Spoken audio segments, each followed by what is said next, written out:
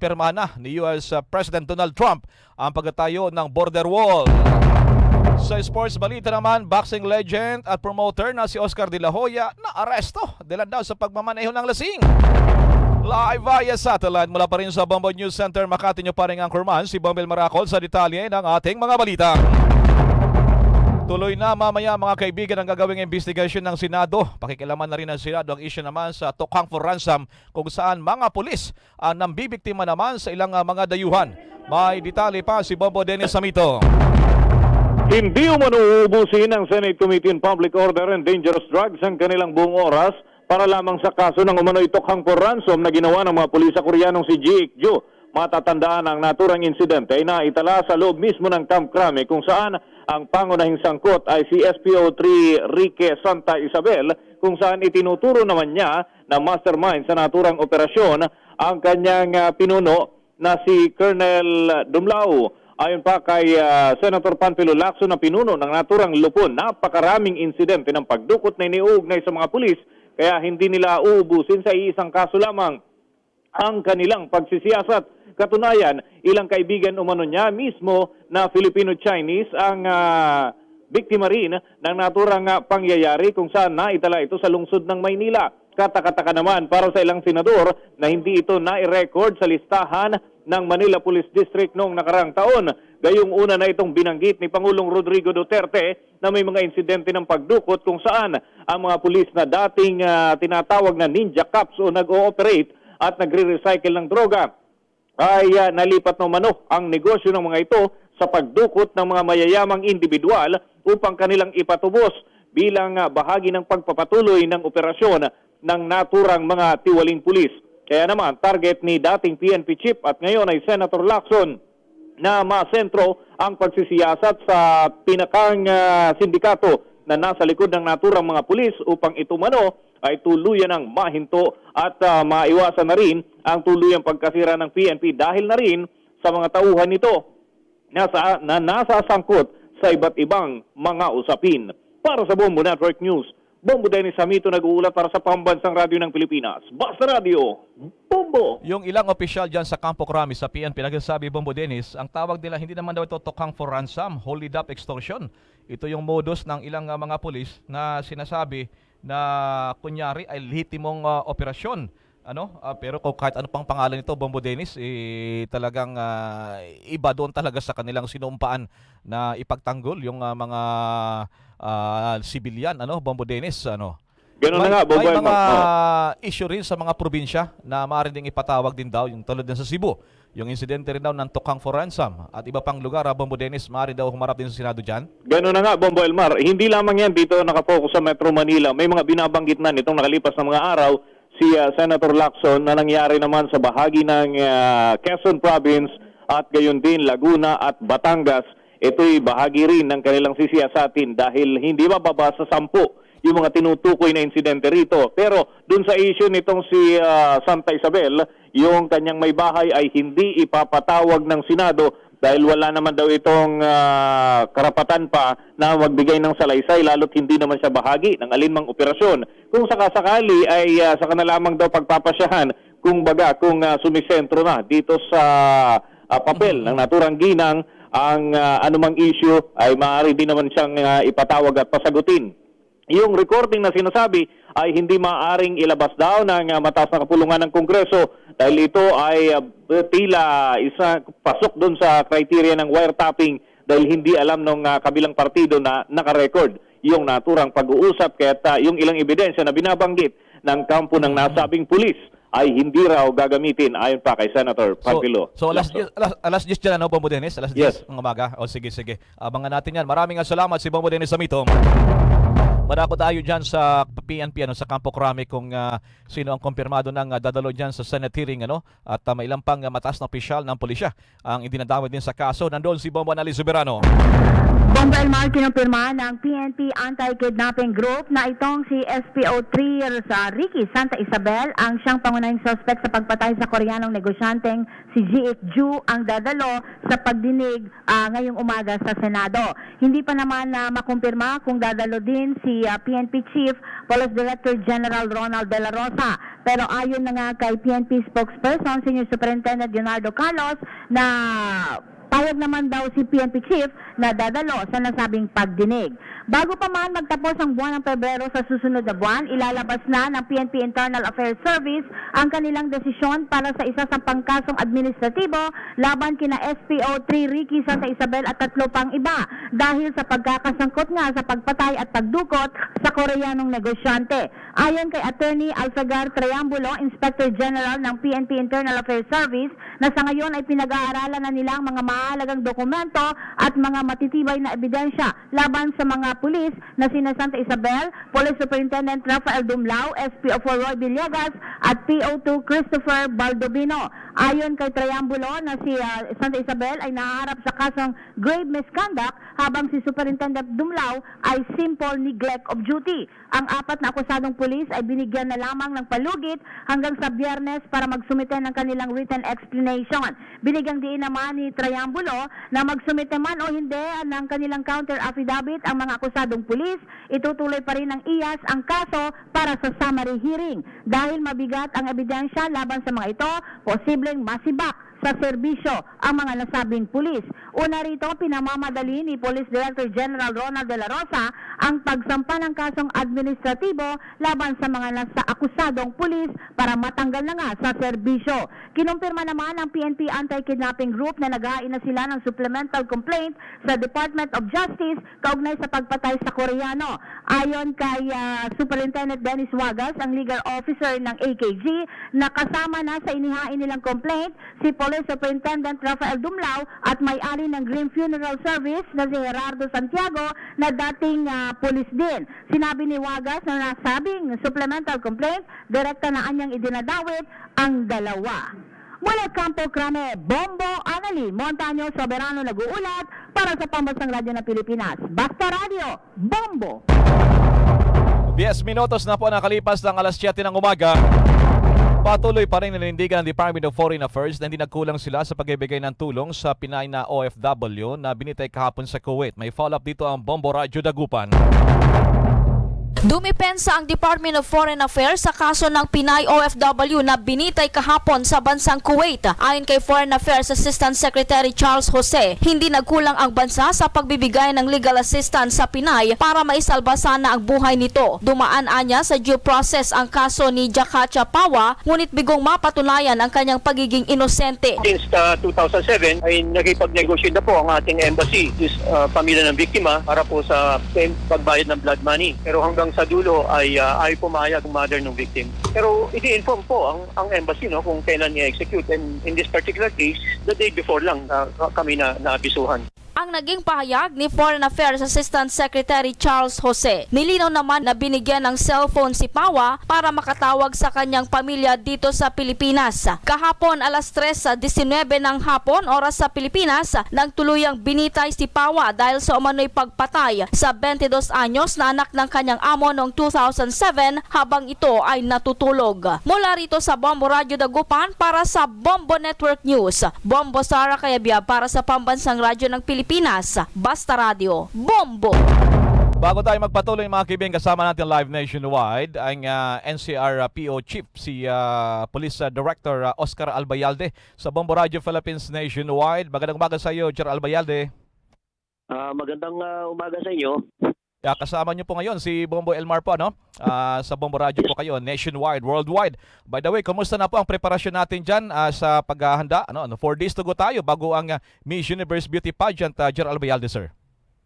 Opo, everything is set na po. Kahapon nag-conduct tayo ng walkthrough sa ating security details at nakita naman po natin na in place naman na lahat yung ating mga security measures na kailangan nating gawin sa January 30, no? At starting today, of course, meron na pong mga pre-pageant na gagawin. Marami pong activities na dun sa SM Arena. Kaya yung pong ating mga deployment ay halos mga full blast na.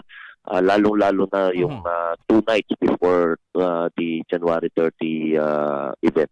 Okay, linawin lamang namin General Albayalde dahil sa may impormasyon, hindi na raw kayo magpatupad ng jamming doon naman sa mga cellphone signal natin. Paki-clear po niyan, General. Opo, tama po yan. Hindi po tayo magpapatupad ng jamming o yung kakat ng signal ng mga cellphone signals, no? Dahil kailangan po ng ating mga coordinator at saka sa security yung cellphone signals. Nakita po kasi natin isa nung sa Cebu, nung nasa Cebu sila, medyo nagka-problema dahil pinakat po yung signal doon at medyo nagka-problema sa lines of communication nila. Pero siyempre, ang kapalit po nito, mas pinatindi siguro yung inyong, ilan ba ang ilalatag nyo, ilalagay nyo dyan na NCRPO na mga pulis? Iliban dyan, may mga EAP pa yata contingent, Mr. General. Opo, tama po yan. Doon lang po sa loob ng SM Arena ay nasa 353 yung ating uniform personnel doon. At saka meron po tayong more than 90 personnel na nandun loob mismo doon sa may kung saan gagawin yung coronation, no? At doon sa labas naman ay nasa na mahigit 700 ang gagamitin po natin. So all in all, nakagamit po tayo since January 12 ng 1,858 na uniform personnel dyan. Dyan lang po sa gaganaping Miss Universe. Wala po dyan yung ating mga augmentation coming from the Philippine Coast Guard at saka po yung Joint Task Force ng NCR of the Armed Forces of the Philippines. Director Albayalde, what about doon sa meron ba mga pagbabanta kayo natatanggap sa ating mga intelligence community with regards ng international event? Dahil may mga lumabas na din before na mga incident na alam niyo naman po na may mga iniugnay din itong pinakamalaking event sa ating bansa doon sa mga threat, Mr. General. Opo, so far wala po tayong nakukuhang any information or any clear or present danger on any terror act or kahit anuman pong balak na masama dito sa gaganaping mission. Okay, kung may panawagan po kayo, paalala sa publiko, nasa inyo pong pagkakataon, kami rin po dito sa Bombo Radio, bukas din po kung meron kayong mga gustong iparating po, lalo ng public service po. Go ahead po, NCRPO Chief Director Oscar Albayalde. Go ahead po, Mr. General. Yes, sir? General Albayalde. Okay, naputol si General. Anyway, ang pinakamalaga naman natin dito mga kaibigan, yung kanilang paghanda at itong wala silang gagawing pagputol ng signal ng cellphone o yung jamming yung taliwas naman na nakalipas na mga event lalo itong nangyari din itong Enero na doon sa pagprosesyon ng itim na Nazareno, talagang nagkaroon din sila ng pagputol ng mga signal ng telepono, yun lang yung cellphone diyan sa Iloilo, yung Dinagyang festival, maging doon sa Santo Niño, doon sa Cebu festival ay nagkaroon din sila ng hakbang na mga ganyan bilang bagay pa rin ng security operations at preparations. Samantala muna, balikan ko lamang mga kaibigan itong issue naman sa nangyaring pagbitay ng Pinay OFW dahil sa ang pamilya nitong si Pawa ay taga dyan sa Zamboanga Peninsula at nasa linya mula sa Zamboanga City si Bongbong Marilyn de los Santos. Bagamat napakasakit umano ang biglang pagbitay sa overseas working worker na si Jakatia Pawa kahapon sa Kuwait, pilit umanong tinatanggap ng kanyang pamilya sa Zamboanga City dito sa Zamboanga Peninsula ang pangyayari. Sinabi nga sa Bombo Radio ni Lieutenant Colonel Alcaris Pawa, ang kapatid ng binitay na OFW, sinabi nito na ngayon ay nagsasama-sama sila sa ng kanilang mga kapatid sa kanilang bahay dito sa Zamboanga City at nag-alay nga sila ng dasal at nag-usap-usap na rin upang matanggap nila ang masamang balita. Ayaw na rin umano niyang ilabas ang kanyang hinaing sa kinaukulan dahil huli na umano ang lahat at hindi na maibabalik ang buhay ng kanyang kapatid. Iginuwento pa nga nito ang personal daw siyang tinawagan ng kanyang kapatid sa kanyang cellphone at binalita nga at nagpaalam nga ito na nakatagda na itong bitayin kahapon. Ito nga ilang oras lang matapos ang kanilang pag-uusap kahapon. Na batid nga na sobra umano siyang nabigla sa sinabi ng kanyang kapatid dahil hindi naman nila inaasahan na matutuloy pa itong pagbitay dito.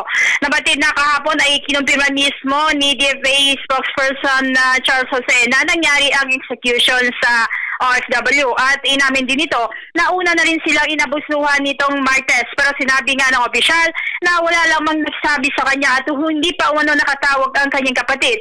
Sa huling sandali ng buhay nito ay hindi pa nila nalaman.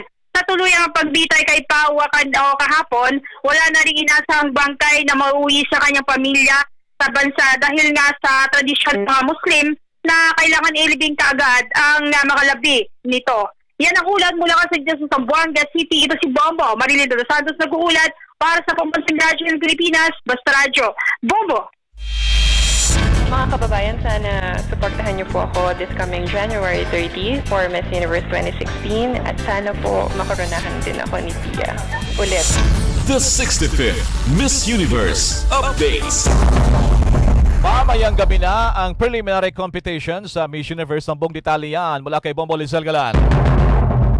All set na ang preliminary competition ng 65th Miss Universe pageant na gaganapin mamayang gabi sa Mall of Asia Arena sa Pasay City.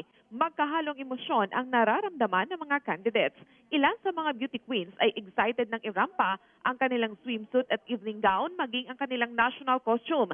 Ngunit karamihan ay nininervyos dahil sasalang na ang mga ito sa mapanuring mata ng mga judges at ang preliminary competition ay paalala na rin umano na nalalapit na ang finals night. Ang mga judges sa preliminary competition mamayang gabi ay kinabibilangan ni na Miss Universe 1993 Dayanara Torres at 2007 Miss Universe Rio Mori. Ang tatlo pang hurado na bubuo sa panel of judges ay ang dating model at ngayon ay Real Housewives of Atlanta star Cynthia Bailey, dating journalist, publicist at international marketing director na si Rob Goldstone at ang presidente at executive producer ng People's Choice Awards na si Fred Nelson. Magsisilbing host ng preliminary competition si Miss Universe Pia Wurtzbach at ang aktor na si Derek Ramsey.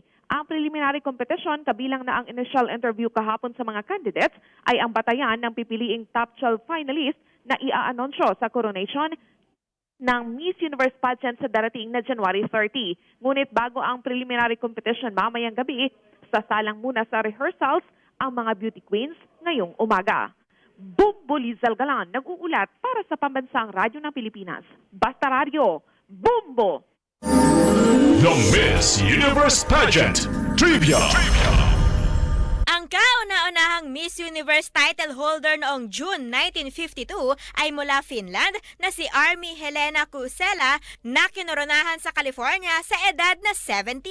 Pero pinili nitong i-give up ang kanyang korona matapos makilala at ma-inlove sa negosyanteng Pinoy na si Virgilio Hilario sa ika-9 na buwan niyang pagiging Miss Universe noong March 1953 na nauwi sa pagpapakasal nila noong May 1953.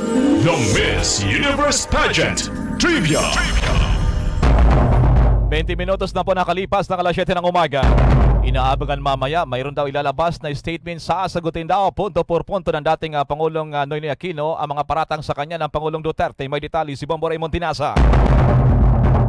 Binigyan din ngayong umaga ni ating Pangulong Benigno Aquino III na hindi siya dapat sisihin sa naganap na mamasapanong operation kung saan kinamatay ng 44 PNP Special Action Force. Ginawa ni Aquino ang pahayag matapos siyang kalkarin ni Pangulong Rodrigo Duterte at sisihin sa naganap na madugong operasyon noong January 25, 2 taon na ang nakakaraan.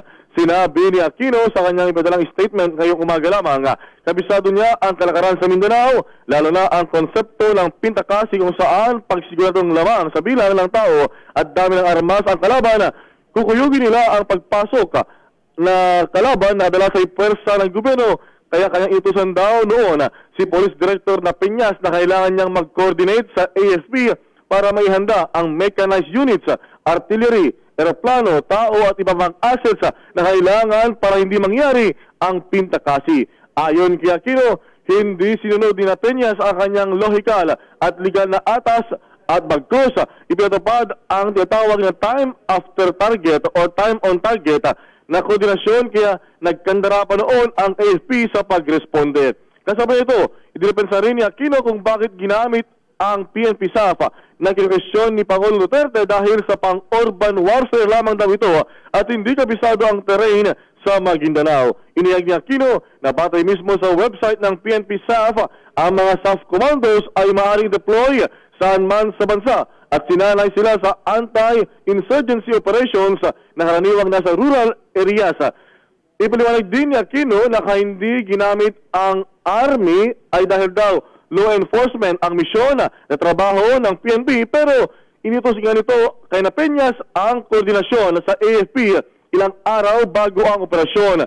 Dahil sa paratang ni Pangulong Duterte na CIA operation ang nangyari sa Maguindanao, iginiit ng dating Pangulo na wala siyang Amerikanong nakausap kaugnay sa operasyon bago ito may sagawa at habang ito'y ginagawa sa mamasapano sa kanya ng pagkaunawa rin, tumulong ang US doon sa equipment at hardware na pinanggalingan ng intelligence. Samantala, ipiniwanag din na Aquino ang narinig ni Pangulong Duterte na tanong daw niya sa isang general habang sila ay nasa Zamboanga City kung kailan isinagawa ang mamasapano operasyon. Binigyan din ng dating Pangulo na sinabi kasi ng isang general sa kanya na paggabi na mahirapan nang mag-link up ang tropa at bukas na lamang ituloy ang pagsaklulo sa mga nababalabang mga SAF troopers. Kaya daw niya ito tinanong sa general na kung siya ang naroon sa area, tama bang ipagpabukas na ang reinforcement. Bilang pagkatapos, kung may kasalanan daw si Aquino bilang Pangulo noon sa operasyon, yun daw ay pagitiwala kay Peñas na isang 2-star general, graduate ng PMA at talima sa values ng paralan na courage, integrity, loyalty. Yan, Bumuelmar, ang punto por punto na sagot ni dating Pangulong Aquino sa mga paratang ni Pangulong Rodrigo Duterte sa madugong operasyon sa Mamasapano. Para sa Bombo Network News, Bombo Raymond Tinasa nag-uulat para sa pambansang radyo ng Pilipinas, basta radyo, Bombo! Madako tayo dyan sa Davao Region. May ilang lugar na doon nagpatupad ng forced evacuation sa mga residente. Nasa linya Bombo Radyo Davao.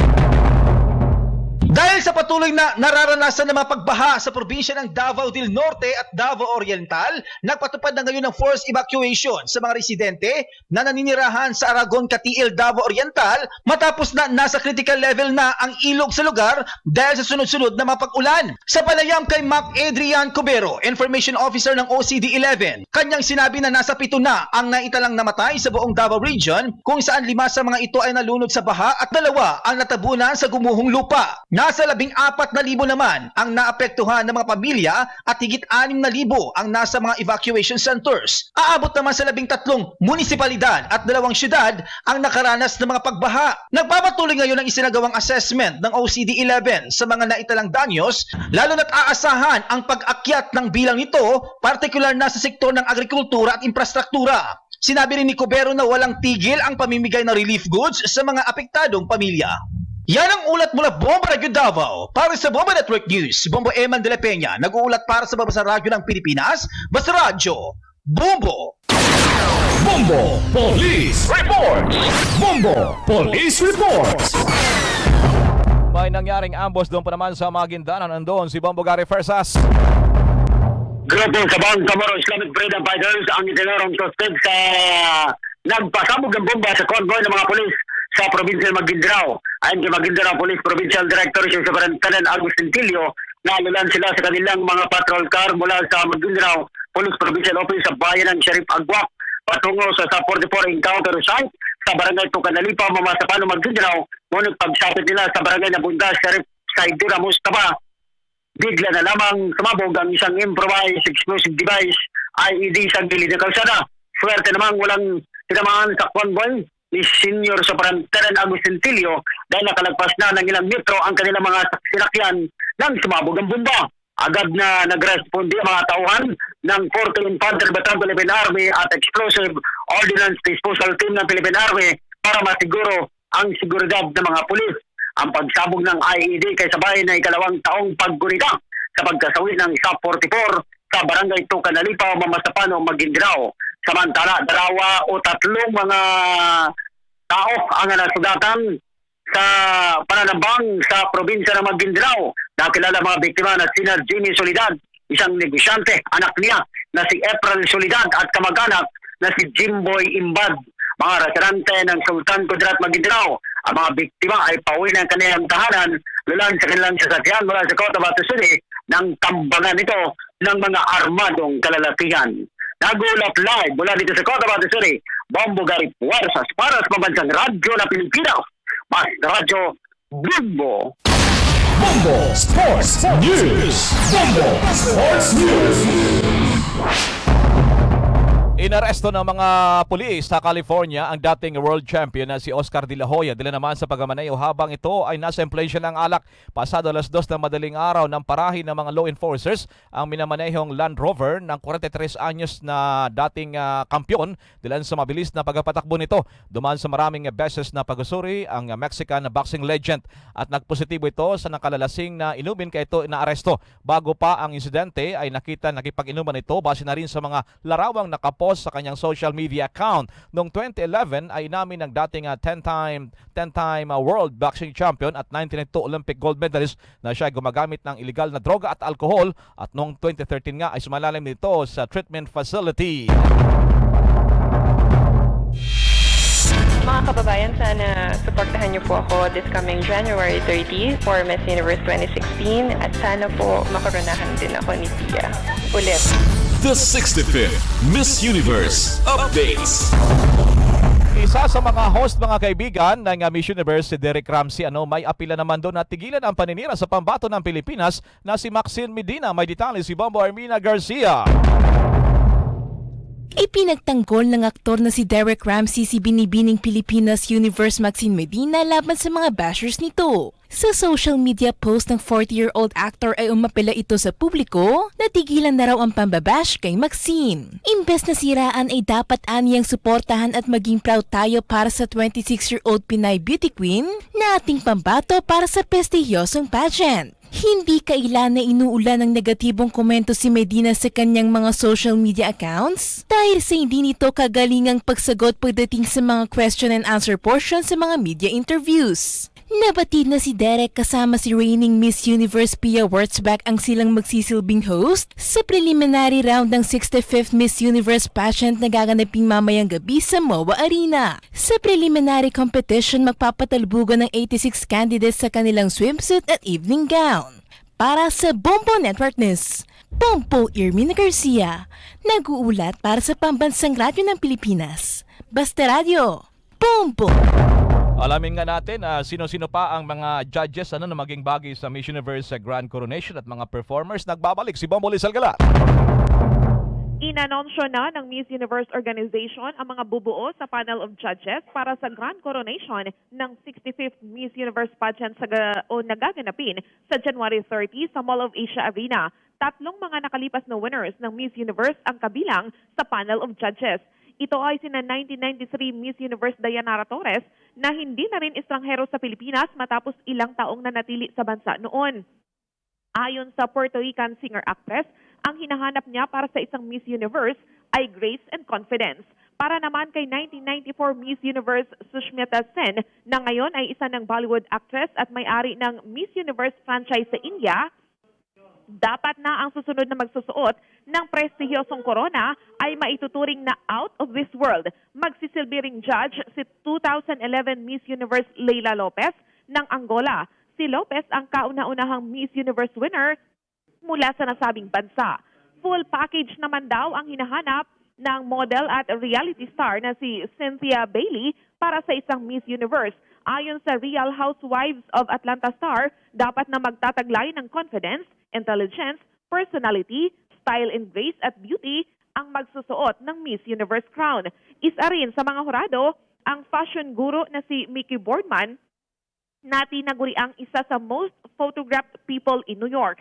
Bubuo sa panel of judges ang social entrepreneur at women's empowerment activist na si Francine Lifrak. Si Lifrak ay ang kasalukuyang chairperson ng Emerita of the Women's Leadership Board sa Harvard Kennedy School at founder ng Same Sky na nagbibigay training at trabaho sa mga babaeng biktima ng HIV at survivor ng Rwandan genocide. Bukod pa ito sa pagiging Broadway film at TV producer Nelly Frack. Samantala, darating din sa bansa ang Grammy-winning vocal group na Boyz II Men para mag-serenade sa mga candidates sa coronation ng Miss Universe. Dekada 90 nang makilala ang grupo nang ilabas nila ang single na End of the Road na kaagad naging #1 sa music charts. Kinilala ng Billboard magazine ang grupo bilang ika-4 na most successful musical group noong 1990s. Ilan pa sa mga hits ng Boyz II Men ay ang One Sweet Day, On Bended Knee, More Than You'll Ever Know, I Can't Make You Love Me at marami pang iba.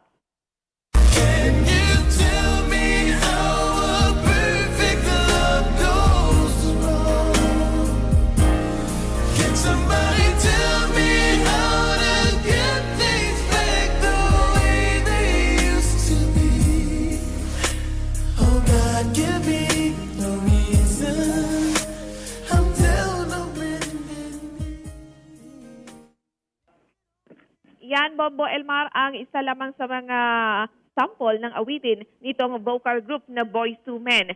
Samantala, bukod sa nasabing grupo, isa rin sa mga performer ang American rapper na si Flor Rida. Bumbo Lizal Galan, nag-uulat para sa Pambansang Radyo ng Pilipinas, Basta Radio, Bumbo! Doon naman sa nagabang sa Lotto Draw mga kaibigan sa 645 Mega Lotto, ang winning number combinations ay 41, 37, 33, 45, 19 at 21. Ang jackpot prize ay 52 million pesos. Sa Grand Lotto naman 655, ang winning number combinations ay 26, 6, 46, 36, 11 at 15. Ang jackpot prize ay 30 million, wala pa rin nanalo. Doon naman sa 2 digits lumabas kagabi ang 3 at 1 at sa 3 digits naman mga kaibigan 5, 0 at 9. Bombo Business News and Foreign Exchange Rate Update. Ang palitan po ng $1 sa Pilipinas ay 49 pesos at 81 sentimos. Sa Hong Kong dollar naman ay 6 pesos and 42 centavos. Sa Singaporean dollar katumbas sa Pilipinas 35 pesos. Sa Saudi Riyal ay 13 pesos and 28 centavos. Luzon, Visayas at Mindanao maging sa buong mundo. Yan ang kabuuan po ng ating Bombo Network News Morning Edition. Balikan ko lamang ating mga headlines. Miss Universe Preliminary Competition mamayang gabi na. All set na rin yung mga kandidata raw. Mixed emotion ngayon. At yung mga judges naman para sa Miss Universe Grand Coronation at karagdagang performer inanunsyo na rin na Miss Universe organizers. Investigasyon ng Senado sa tokhang for ransom, sasakop din si iba pang mga kaso kung saan iba't ibang lahi pala ang nabiktima ng ilang mga pulis. Ang DFE patuloy naman nanindigan na hindi nagkulang naman ang tulong sa pinatay o kaya naman ay binitay na Pinay OFW kahapon doon pa naman sa Kuwait. Inaabangan din mga kaibigan yung pagsagot naman ng dating Pangulong Noynoy Aquino sa mga paratang ng Pangulong Rodrigo Duterte. At samantala, convoy ng mga pulis pinasabugan doon sa Maguindanao. Balita sa ibayong dagat, mga Mexicans umalma naman matapos pirmahan na ni US President Donald Trump ang pagtatayo daw ng border wall. Sa sports balita, boxing legend at promoter na si Oscar De La Hoya inaresto kaninang madaling araw dahil naman sa pagmamaneho ng lasing doon sa California. At live via satellite mula pa rin sa Bombo News Center Makati, nyo pa rin ang kurman si Bambel Maracol para sa Pambansang Radyo ng Pilipinas, Basta Radio, Bumbo! At sumainyo ang kalipunan ng maiinit at pangunahing mga balita sa Bombo Network News.